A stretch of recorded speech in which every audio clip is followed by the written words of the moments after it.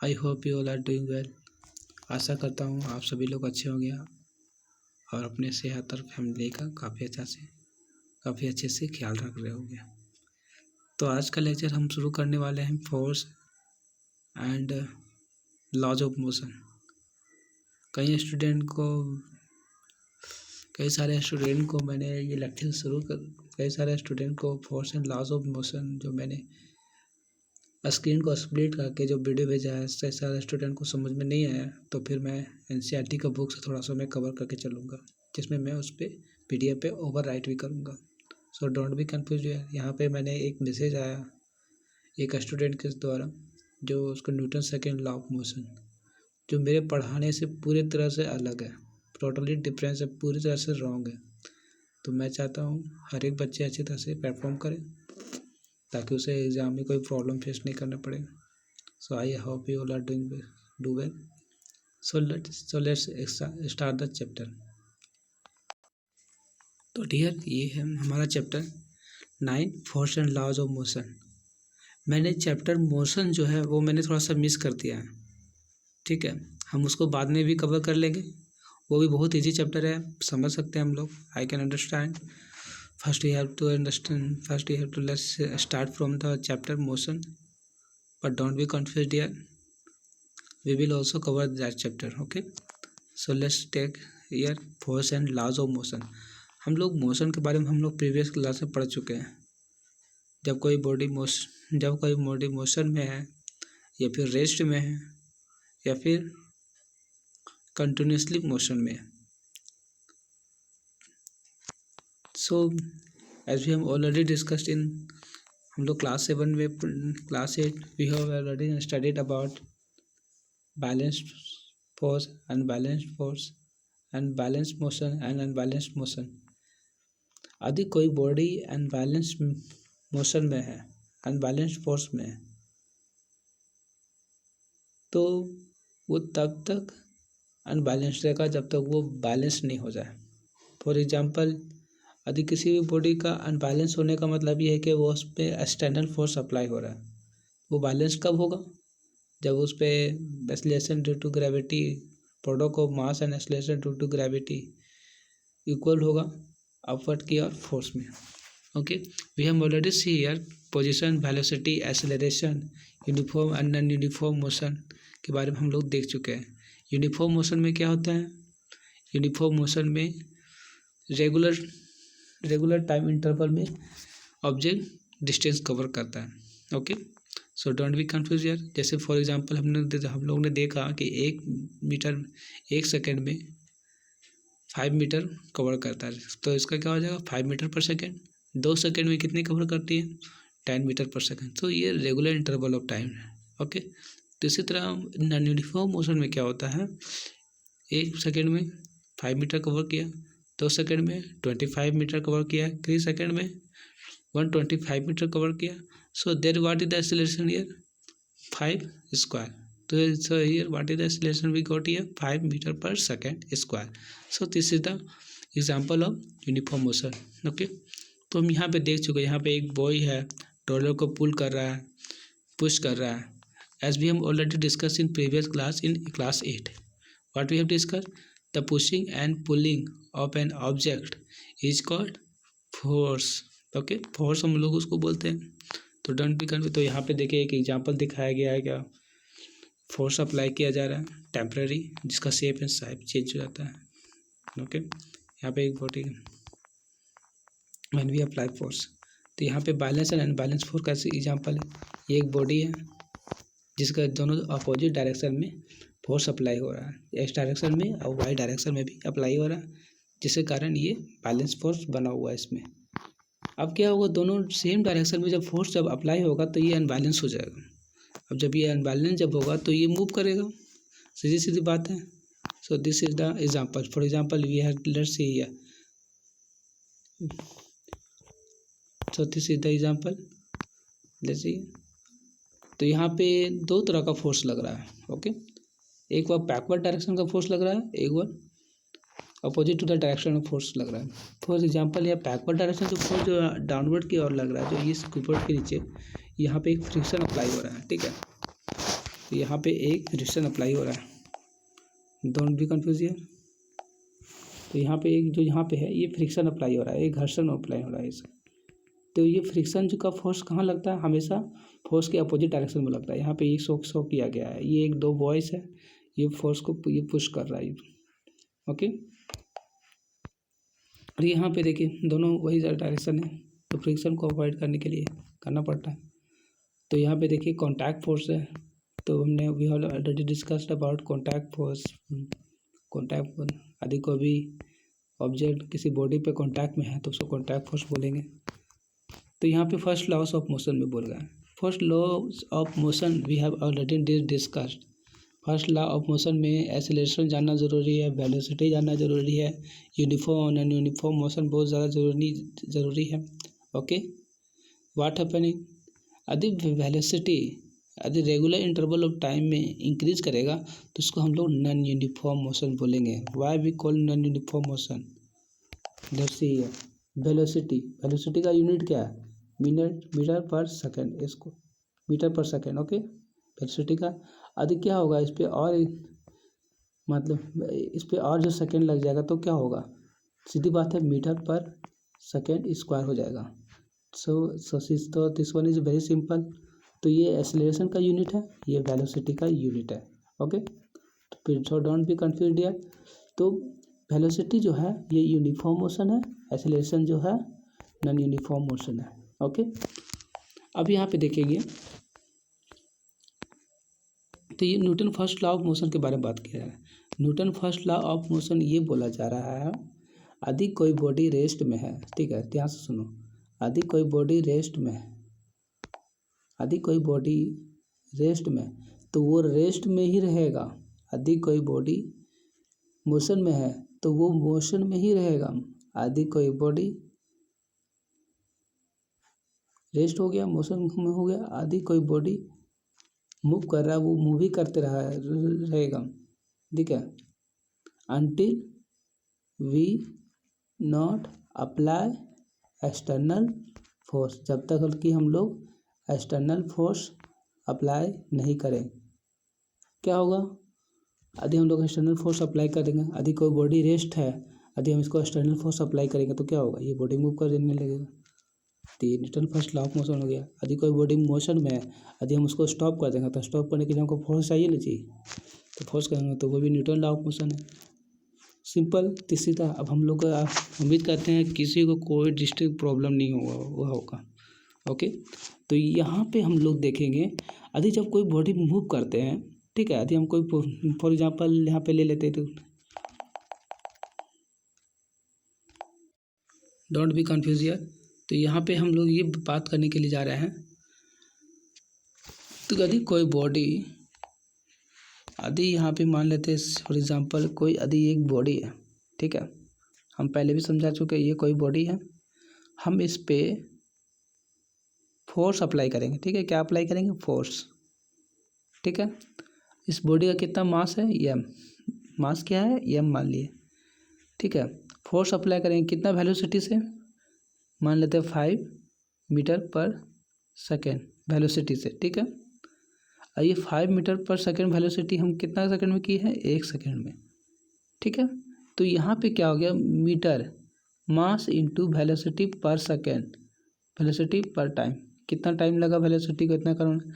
तो यहाँ पे रेट, जो वेलोसिटी का जो रेट है वो एक्सेलरेशन में कन्वर्ट हो जाएगा, force equal to mass into acceleration, various acceleration equal to mass into mass by velocity, नहीं वेलोसिटी बाई टाइम।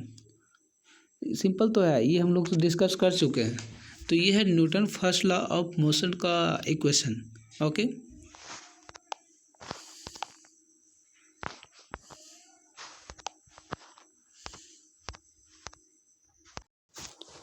अब यहाँ पे आते हैं Newton first law of motion का एक इक्वेशन है, यहाँ पे क्वेश्चन है, बहुत सारा स्टूडेंट ने मिस्टेक किया है यहाँ पे इस क्वेश्चन में। मेरा लेक्चर कोई ध्यान से सुनो, ठीक है। हमने Newton first law of motion का देखा है, कोई बॉडी में अप्लाई करेगा, फोर्स है, वेलोसिटी है, ठीक है, तो इसमें ज़्यादा कन्फ्यूज़न नहीं करनी है। ये यहाँ पे एक गैलीलियो को बात किया गया है, गैलीलियो बैलेंस का इन्वेंशन किया था, तो इसमें हम लोग ज़्यादा फोकस नहीं करेंगे, ये इम्पोर्टेंट नहीं है एग्ज़ाम के लिए ज़्यादा, ठीक है। तो यहाँ पे एक कार्बन के ये कैरम बोर्ड में कैरम कॉइन में जाते हैं हम लोग। कैरम कॉइन में क्या है, जो स्टैगर है ये रेस्ट में होता है, ठीक है। हमने क्या कहा, जब कोई बॉडी रेस्ट में है तो वो रेस्ट में ही रहेगा, यदि कोई बॉडी मोशन में है तो मोशन में ही रहेगा। इवन अर्थ पे जो बॉल है, हम लोग जब फुटबॉल जो आता है वो मोशन में रहता है यदि, तो वो मोशन में ही रहेगा, ठीक है। पर वो स्टॉप क्यों हो जाता है, क्योंकि उसके पास एक्सटर्नल फोर्स लगता है।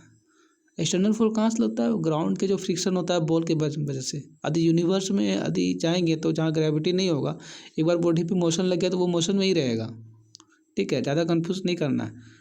तो यहाँ पे इसी तरह एग्जाम्पल में लगी है, यदि कोई बॉडी मोशन में है तो मोशन में ही रहेगा, कभी नहीं रुकेगा, वो किसी भी कीमत में नहीं रुकेगा।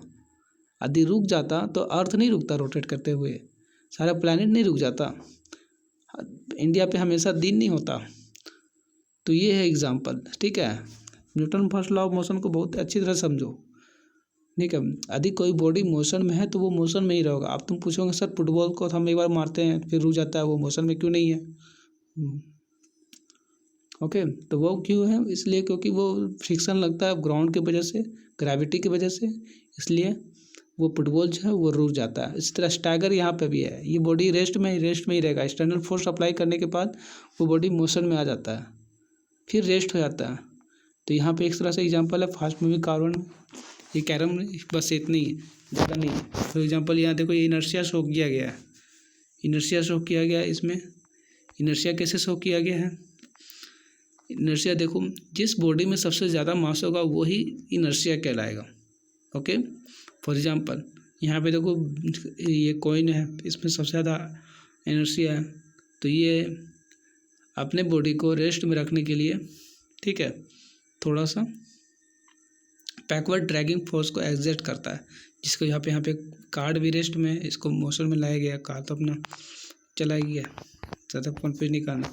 अब यहाँ पे देखेंगे रबर बॉल साइज और स्टोन ऑफ सेम साइज पीछे था, तो इसमें से बॉडी में से सबसे ज़्यादा इनर्शिया कौन सा है, जो बॉडी का सबसे ज़्यादा मास होगा उसका इनर्शिया सबसे ज़्यादा होगा, ऑलरेडी हम डिस्कस किया।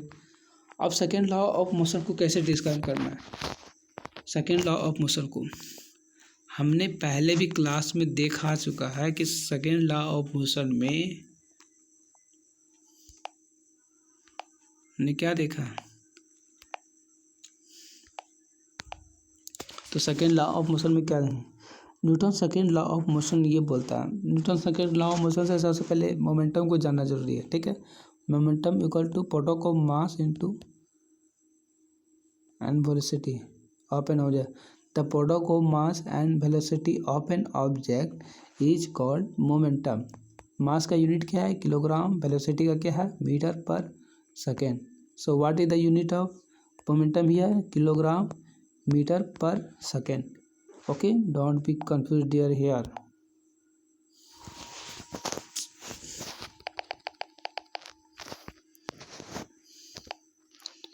तो यहाँ पे हम लोग यहाँ पे देख चुके हैं, अब यहाँ पे देखेंगे, अब हम यहाँ पे Newton second law of motion को मोमेंटम के बाद अब हम लोग देखेंगे फोर्स कैसे ड्राइव होता है, ओके। अब हम यहाँ पे देखिए, Newton second law of motion बोलता है the rate of change of momentum of a body, यहाँ पे rate of change of momentum of a body बोल रहा था, ओके। और Newton first law of motion में क्या बोल रहा था, rate of change of velocity on an object of an object when we applied a force, तो वो Newton first law of motion था। हमने rate of change of velocity discuss किया था फर्स्ट लॉ ऑफ मोशन में, और Newton second law of motion में हम लोग यहाँ पे डिस्कस क्या कर रहे हैं, लेट्स सी यार, Newton second law, let's see the rate of change of momentum as we have already discussed it there. So Newton second law of motion से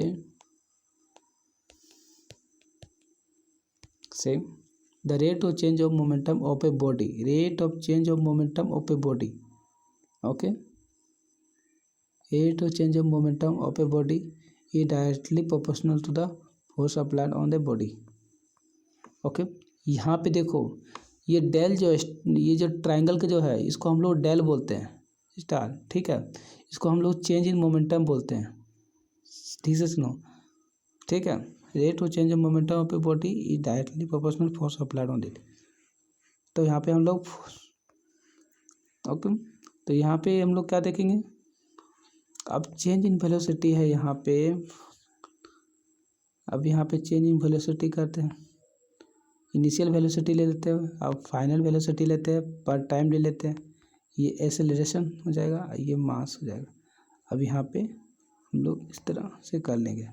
जिस किसी को भी नहीं समझ में आया वो कमेंट में ज़रूर पास करेंगे। ओके, यहाँ पे देख, यहाँ पे सिंपल सा एग्जांपल में दिखाया गया है, नहीं देख, rate of change of momentum बात आ गया। यहाँ पे पहले इनिशियल मोमेंटम पहले ले लिया गया p1। यहाँ पे देख, सब लोग सारे लोग देखे यहाँ पे ठीक से ध्यान से। यहाँ पे initial momentum minus final momentum minus initial momentum मान लिया। इसको बोलते हैं हम लोग, इसको बोलते हैं फाइनल मोमेंटम, इसको बोलते हैं इनिशियल मोमेंटम, ठीक है, ठीक है। अब हम लोग यहाँ पे कहते हैं मोमेंटम का टू क्या होता है, मास एंड वेलोसिटी,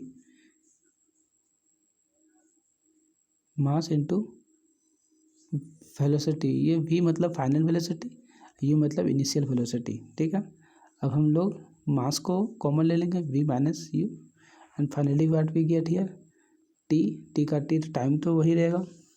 ओके, तो ये क्या चीज़ है,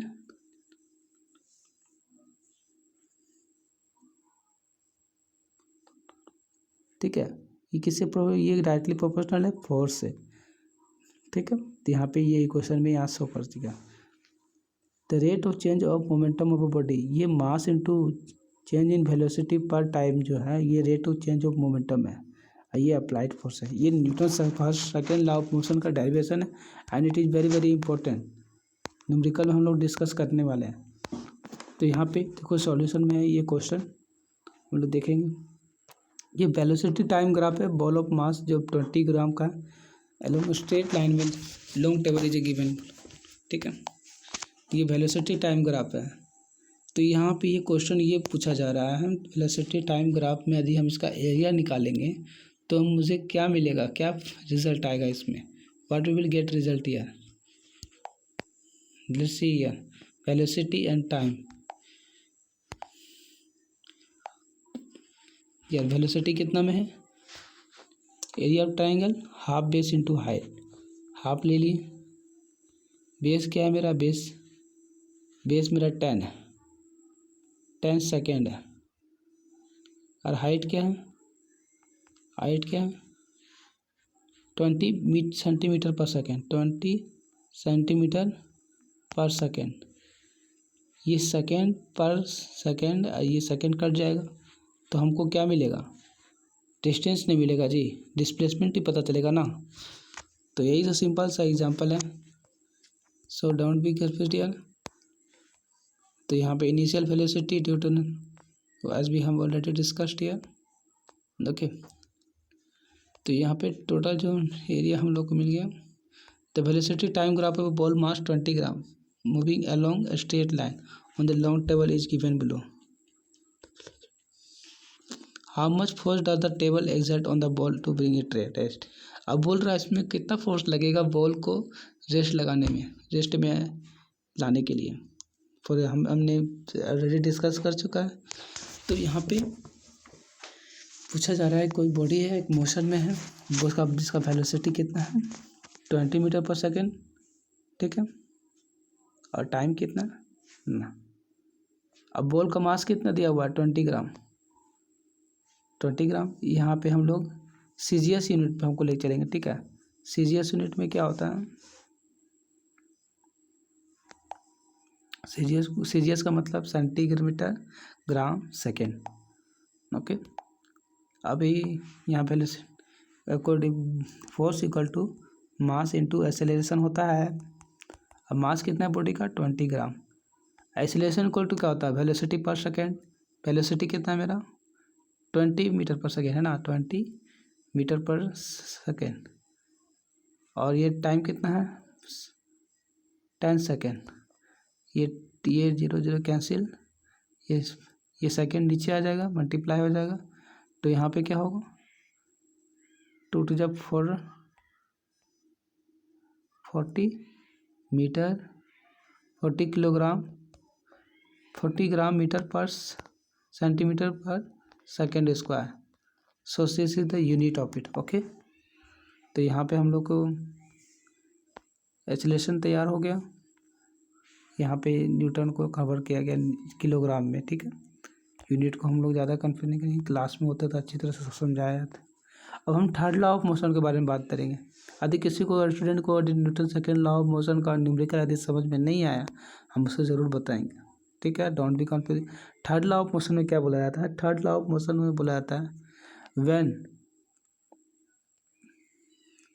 wait okay, Newton third law of motion में हम लोग जाएंगे। तो so what is the definition of it? The action applied on an object is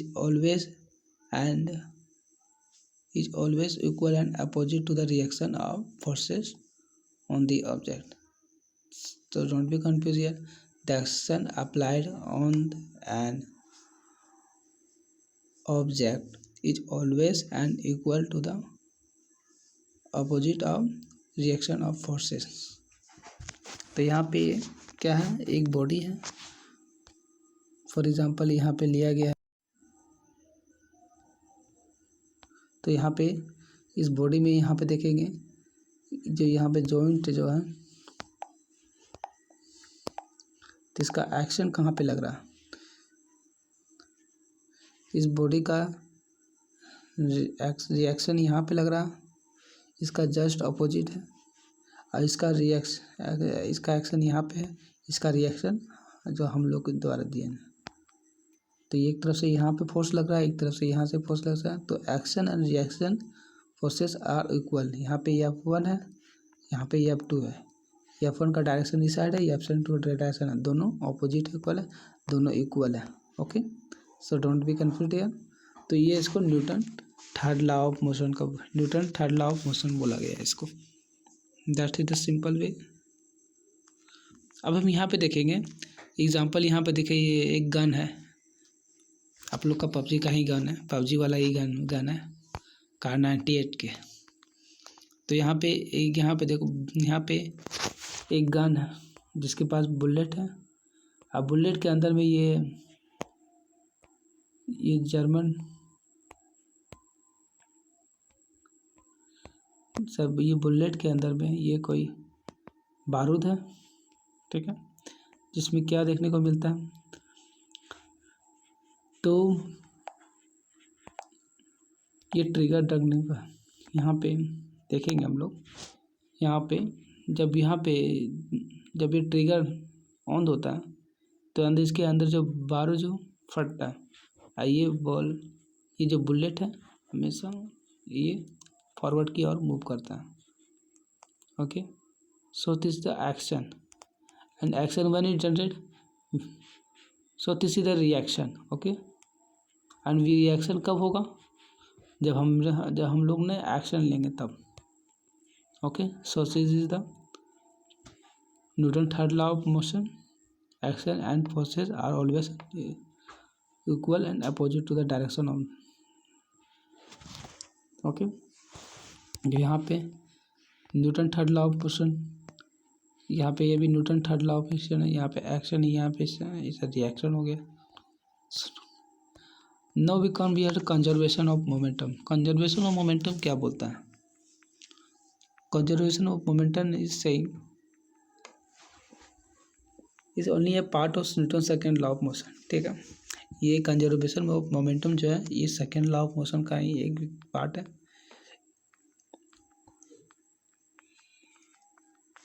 So let's see here. There is two objects, mass A and mass B. What happen when they both opposites collide each other? दोनों आपस में जब collide करता है तो क्या होता है? ठीक है, वो इक्वेशन ही ड्राइव करना है। So we will tell here when so this is the body A of mass ma and this is body B of mass mb. Forces applied on both of this body, हमने इस दोनों body पे force apply किया है, ये दोनों के opposite के डायरेक्शन में। यहाँ पे एक डायरेक्शन शो कर रहा है इधर से और दूसरा बी से यहाँ पे। तो यहाँ पे क्या होगा, कंजर्वेशन ऑफ मोमेंटम देखने वाला कोलाइड होगा। So this equation we are going to derive it here from. Okay, mass into change in velocity यहाँ पे देखेगा, mass P into change in velocity यहाँ पे देखेगा पर unit time. So see the action and reaction, so both of these have equation. Finally what we have get this equation, this m1 is the total momentum of two ball. okay, तो conservation of momentum में हम लोग को देखो यहाँ पे क्या करना क्या है, लेट्स सी। ओके,